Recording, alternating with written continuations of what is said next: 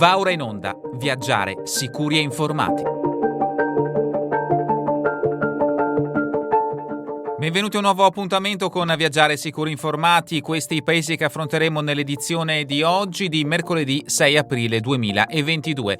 Sri Lanka continuano a registrarsi proteste e manifestazioni che possono degenerare in scontri e arresti.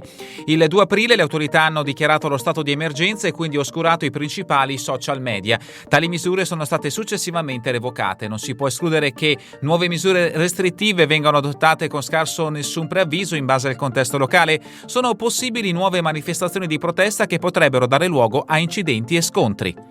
Si verificano tagli sistematici nell'erogazione dell'energia elettrica che si protraggono per molte ore durante il giorno e la notte, mentre l'approvvigionamento di carburante richiede lunghi tempi di attesa presso le stazioni di servizio. Si raccomanda a tutti i connazionali presenti nel paese a qualsiasi titolo di osservare prudenza negli spostamenti, specialmente nelle ore serali e notturne, di evitare di muoversi in orari notturni qualora dovesse essere adottato il provvedimento del coprifuoco, di evitare manifestazioni e assembramenti e di tenersi informati sui media locali e siti istituzionali.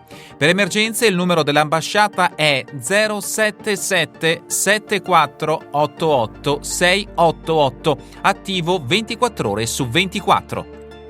Cuba, aggiornamento Covid-19. Dal 6 aprile sono state abolite tutte le restrizioni all'ingresso a Cuba. Non sarà più necessario mostrare il certificato vaccinale nell'esito negativo di un tampone molecolare per l'ingresso nel paese. Per monitorare l'evoluzione della situazione epidemiologica Covid-19 si raccomanda di consultare il sito del Ministero della Salute cubano all'indirizzo www.salud.msp.gov.cu. L'uso della mascherina è obbligatorio su tutto il territorio nazionale, anche all'aperto, e sono previste severe sanzioni per chi non rispetta le misure restrittive.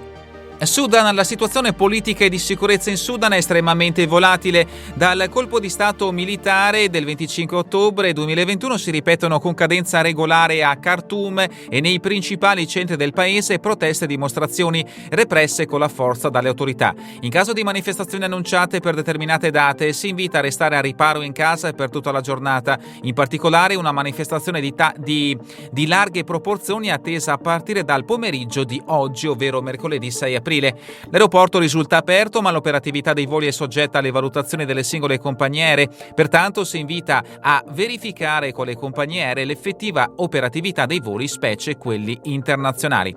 In considerazione delle circostanze attuali si raccomanda di posticipare tutti i viaggi verso il Sudan.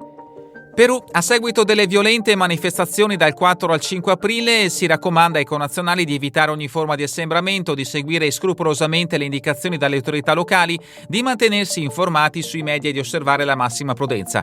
In caso di emergenza, contattare l'ambasciata d'Italia al numero 005 199 7232 073, numero attivo 24 ore su 24.